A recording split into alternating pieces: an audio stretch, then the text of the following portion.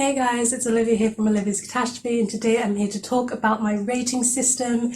This is probably a video that's quite overdue because I've been on booktube for a long time and I just haven't talked about my rating system, but let's get down to it. So first of all, on my book blogs when I write reviews, I do give a rating, and on Goodreads I give a rating. So for every book I read, I do create a rating, and on Bookstagram when I give my wrap-ups, I put my rating there because there's not enough space for me in those little captions to discuss all the things I liked and disliked about books.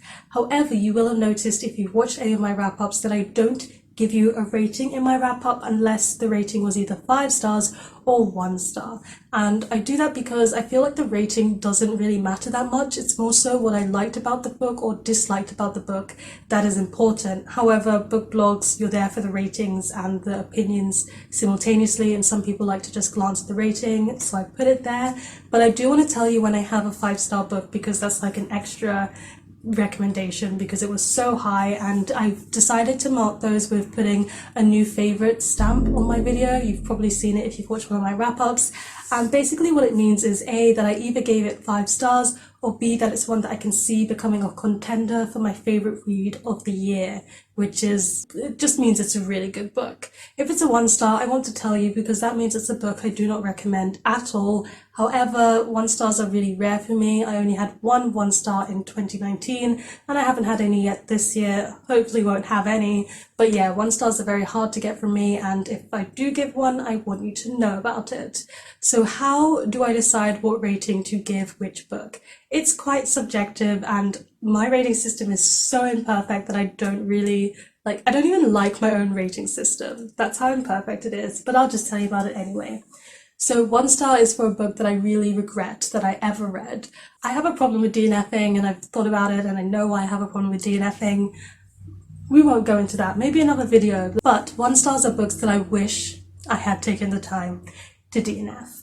Also, it's not just that, it's also a book that has to have something offensive in it, because I don't really give a 1 star if it's really bad, but if it has something that I think is a dangerous idea or theme or concept that it's promoting or is showing in a good light, combined with it being a pretty boring book, it's gonna get that 1 star rating. You should watch my worst books of 2019 video to see which book got that 1 star rating and why, and I think that will give you a good idea of why books get 1 stars from me. 2 stars, then more things come into play. A 2-star book is a book that I just didn't enjoy and I wouldn't recommend. There can be many different reasons for this. I feel like my main one for 2-star reads is that it's boring, or it's written and formatted really badly, poorly. As an English literature student, I appreciate a book that knows how to structure its plot, that knows how to build characters, that knows how to tell a story. And if you're doing that in a way that's too confusing with the world building, or just basically a mess but in a book, it's going to get a 2-star rating for me. An example of one of those that I read recently was Infinity Sum by Adam Silvera. Another one is The Mysterious Affair of the Letter by Alexis Hall, where the world building was just not strong enough, the characters were poorly executed and felt like 2D stereotypes and things like that. That's what gives 2 stars. But my 3-star rating is where it's really such a mess. And that's because I have 3 kinds of 3-star ratings. And that shouldn't happen within a rating, but it does. So that's why I kind of decided to ditch ratings in my videos altogether, because my 3 stars just didn't make any sense. So a 3-star that's a low 3-star for me is a book that's not technically bad, but it's not technically good either. For an example of this would be Red Sister by Mark Lawrence. There was nothing that I could think that was particularly wrong with that book, but I just found it pretty boring. So I don't feel like I could give it a 2-star because it's not bad, and I'm not saying nobody should read it, but it just wasn't for me whatsoever. So that's where the bad 3-star rating is. The middle of the road 3-star rating is kind of more like The Night Mark by Tiffany Wright, which I talked about in my February wrap-up. It's when a book is good, but it's got some bad things to it too. For example, it's a lot of fun to read, I love the romance, but it's got some rubbish self-preservation problems, and combined, mix it all together, it ends up at a 3-star. And then I have a good 3-star rating, and this is where I wish that Goodreads would let you do a 0.5 rating, because my rating is based off of Goodreads as a blogger. It just makes sense. So if I could include half stars, I wouldn't want 1.5, I wouldn't want 2.5, 4.5, 5.5. I don't need that in my life. I just need 3.5, because sometimes I read a 3-star book and it's good, but it's just not good enough to get 4 stars. For example, Fangirl by Rainbow Rowell. I did enjoy it and it was a fun read, but it wasn't anything particularly special and it's not something that I would even consider rereading. So I couldn't give it that 4 star, but it wasn't bad either. And it wasn't phenomenal, it was just middle of the road. So that's a 3.5 for me, and a lot of books end up there, but it still gets lumped into the 3-star rating with books like Red Sister, and that's where it gets confusing and why I just need to tell you my thoughts rather than tell you a number. 4-star rating is when a book is good, it's fun, it's great, and I really enjoyed it. Sometimes it means a book is really well written, sometimes it means a book has great character development, sometimes it just means a book was a lot of fun, for example Nevernight, and sometimes it means a book fantastic and should have gotten a 5-star, but then it does some things technically wrong that means it just can't quite be there. Again, Nevernight, the footnotes were just useless and the whole book was brought down because of it, and it just dragged it away from that 5-star and to that 4-star rating. But then we have my favorite rating, and I'm so happy because it seems like once a month I have about 1 or 2 of these, which means I'm getting better at knowing what I enjoy reading, and that is the 5-star rating.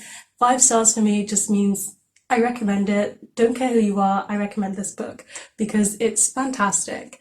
A 5-star rating for me is something like The Raven Cycle, The Lunar Chronicles, Eggshell Skull by Bree Lee. These are all books that I either A, fangirl about, B, have a book hangover from, can't stop thinking about them, D, are so wonderfully complex or handle a difficult theme in such a sensitive and thought-provoking way that it just blows my mind, or it's just a book that blows my mind, one I really enjoy.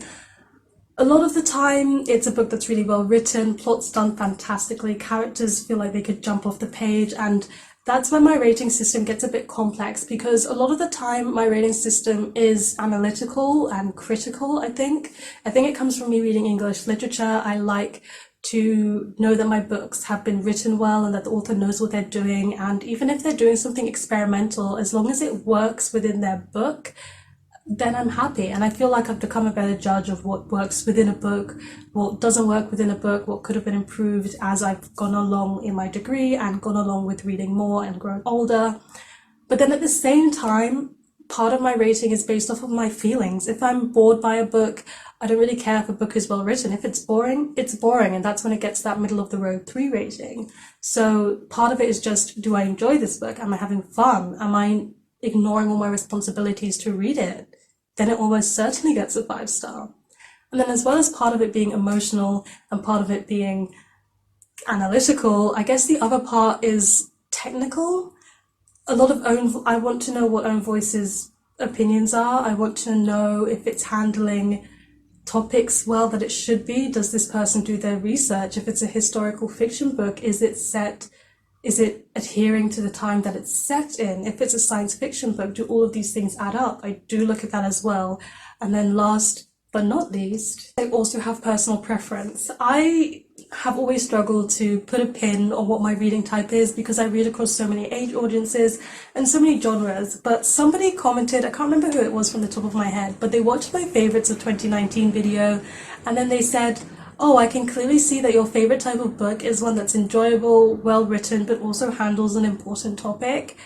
And that doesn't fall in any genre, and that doesn't fall in any age audience, but that's kind of what I like. So if a book, whether it's fantasy, whether it's contemporary, whether it's horror, if it handles a topic really well and it's well written, it's probably going to get a high rating from me, and I'm probably going to enjoy it, and so personal preference is injected into my rating system as well.